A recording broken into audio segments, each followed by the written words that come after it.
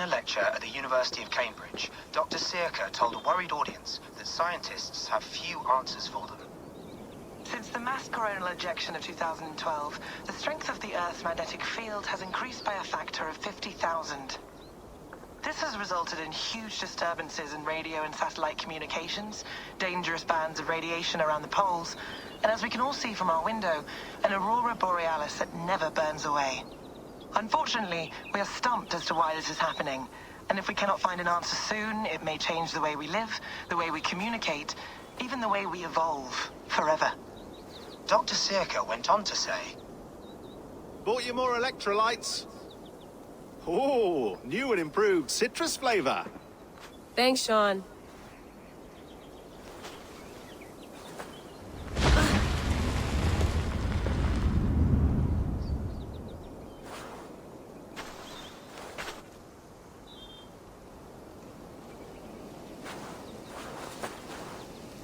How do we fix this? How are you the key to everything?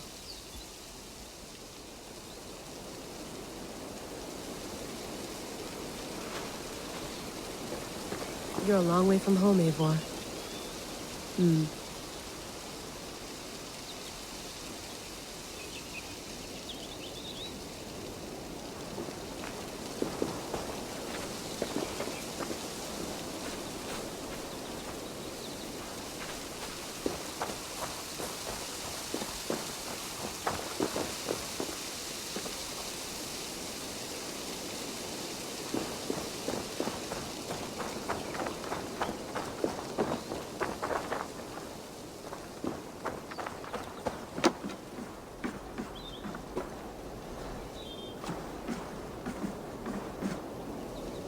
Would love to play around, but I have bigger things on my mind.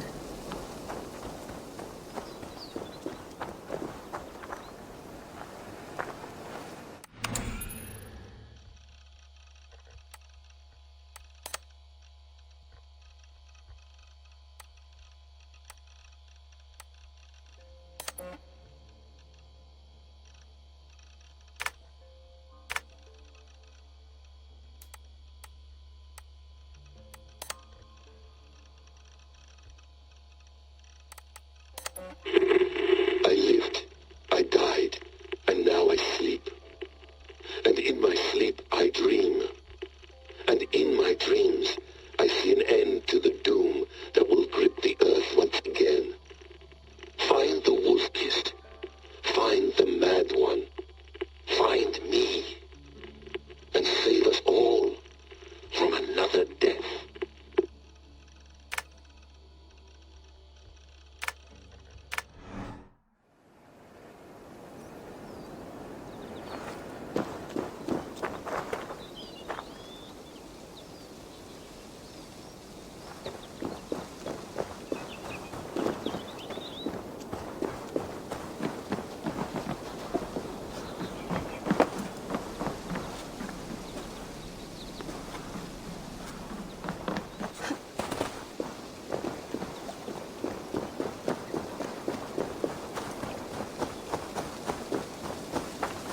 Get my tea? Oof. Mint tea is not actually tea, Bex. It's an infusion. It's really just dirty, minty water. I don't care what you call it, Sean. Did you buy any? Of course I did, love. Hey, sorry about pulling you out. The generator was sputtering. That's fine. I needed air. How is the Animus data stream? Comfortable? Felt pretty stable after a while. Good. Just give me a sec and you can jump back in.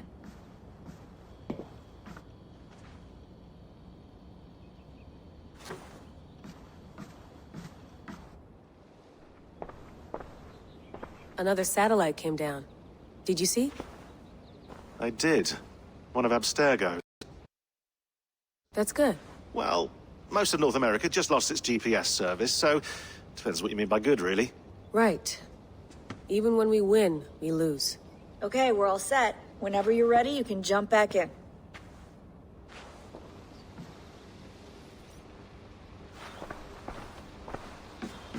I went through hell to bring you here. It had better be worth it. Let's have a look.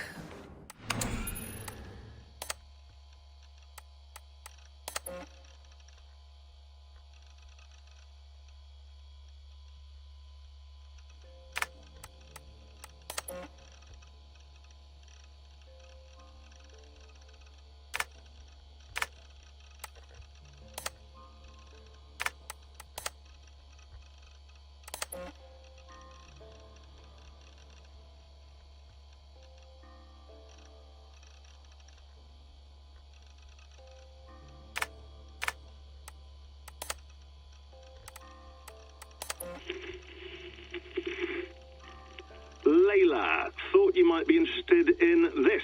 Conversations that Bex and I had with Desmond back in 2012. December, I think.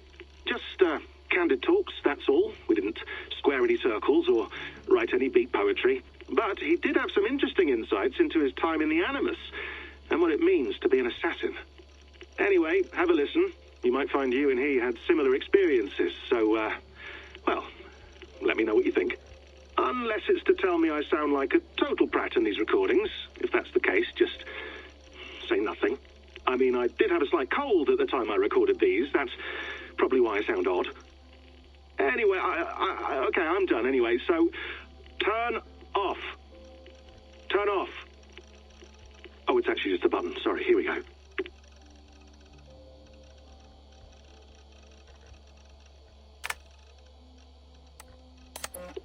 Hold on, I'll just set this here. Do you guys record everything we talk about? Not everything, but you've been using the Animus so much, I thought this was a good chance to learn some things about prolonged exposure. So I'm your guinea pig. No, my guinea pigs are all dead. The Animus was too much for them to handle. Cute. Can I ask you about the bleeding effect? Any recent flashes? Any memories resurfacing? Yeah, the usual things. Ghost images of Altair and Ezio a few times a day. Nothing intrusive, just brief moments. They pass quickly, almost without me noticing, like a figure in the corner of my eye, or remembering a dream from the night before. I did have one extended hallucination a few days ago. It was Ezio. He was older, around the time he left Cappadocia. He was standing on the deck of a ship, alone. And through him, I could feel an intense regret or guilt. And it felt to me like he'd had a loss of faith in himself, in the creed, like he couldn't keep it up, couldn't stay true to his ideals. And as I watched him, I thought, is this the moment he decided he was done being an assassin? It felt like it. Anyway, most of my visions have been brief, lasting just a few seconds.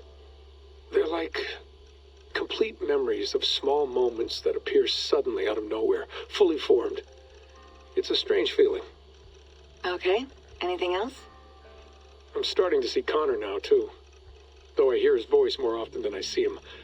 I'm sure that will change. Oh, yeah, and yesterday, just before bed, I had a memory of being on a beach in the Caribbean with a bunch of sailors. Or maybe they were pirates. I don't know. No idea. Huh, we'll look into that. And how do you feel in general? In general? Well, I feel older, for one. Much older.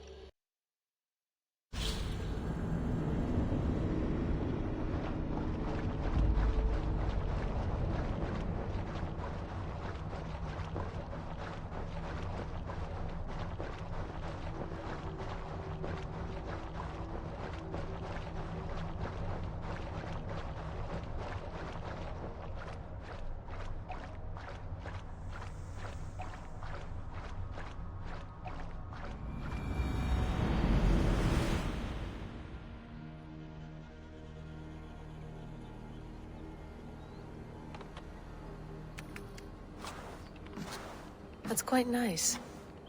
Soothing.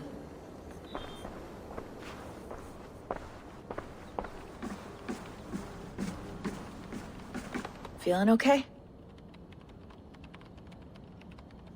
Better. But I'm worried that it could happen again. The two data streams. I can't promise it won't. I barely understand it myself. It felt like two minds, fighting over one brain. It hurt like a shotgun to the head. Right. There's something about this Viking's DNA sample that feels dense, noisy. Could it be the staff? Interfering somehow? How do you mean? My headaches, my temper. They started the day I got that thing. I hope you're not making excuses for, your friend. Jesus, no. I'm not. Sorry. Just take it easy. And if you feel yourself slipping again, let us know. I'm trying. I really am.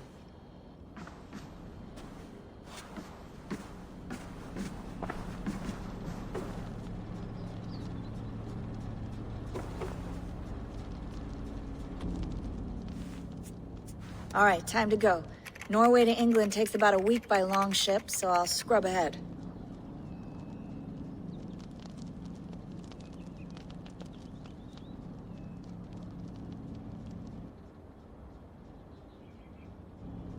Layla, you okay? Sorry. Can you play the message again? We have the transcript. If you're looking for something, I can No, go and... I want to hear it. Okay. I don't mean to be cryptic. It's just... That message led us here. To this place. To a Norse grave in North America. So those bones out there are the only lead we have. Our only chance at fixing this planet before it's too late. Here it is. I lived, I died, and now I sleep. And in my sleep I dream. And in my dreams I see an end to the doom that will grip the earth once again. Find the wolf-kissed. Find the mad one. Find me. And save us all from another death. Unsettling, that is. That pulse in the message. Are you sure it's just coordinates? Nothing else? Nothing I can find. Okay, I'm ready. Here we go.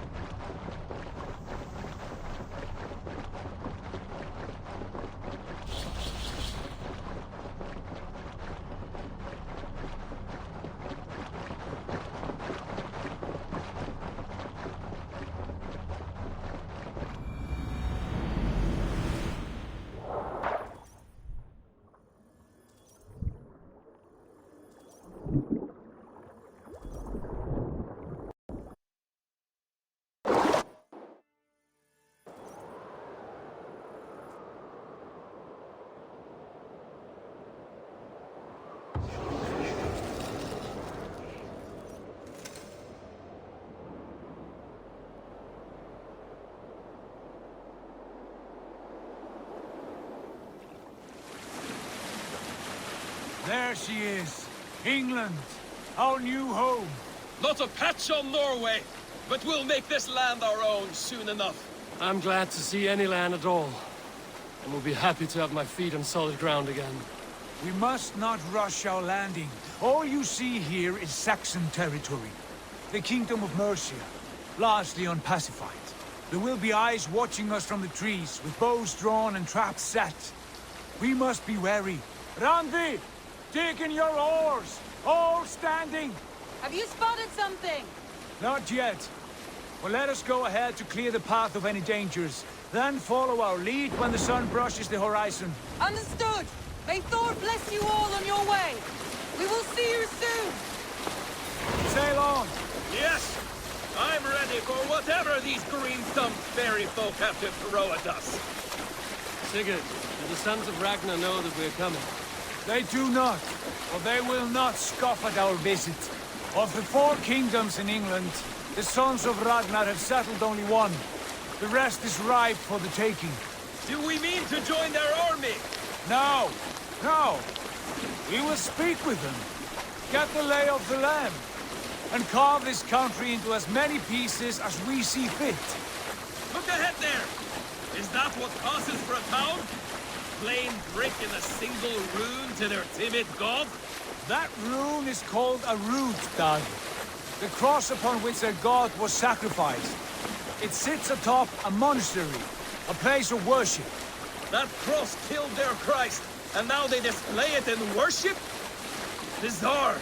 We carve idols of our gods and make wishes before them, like our sacrifices to Odin, the One-Eyed. But we do not worship the wolf that kills him. That is the difference. Whatever strangeness we see in these Saxons, they must think the same of us. The hammer! Now there is a symbol worthy of a god. A bolt of lightning would take that cross clean off.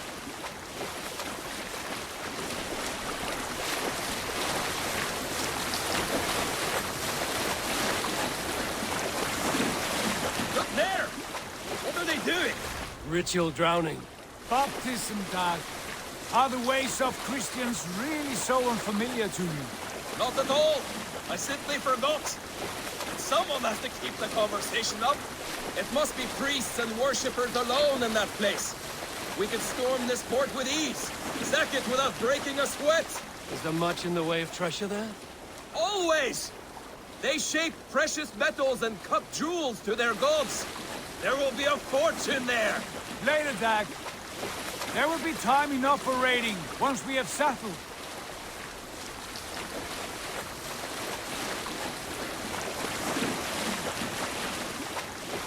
Come to, stop the boats! Pull up over there.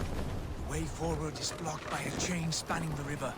We must remove it before passing on. A chain? Can we cut through it? It's too thick for access. But there must be a way to release it, somewhere in that camp. I will go. And I will be right behind you. No, Dag. You stay here. Should trouble come our way, I want you defending the ship. A good idea. Send out the arrow and keep your sharpest axe at hand, huh? Something like that.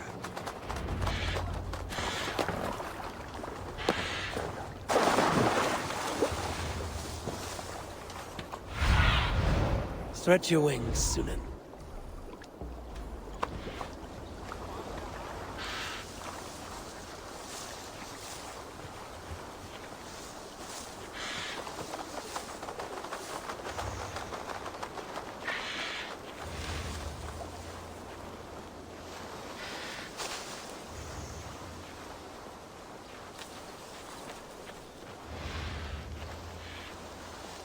I must be careful now. Stand back.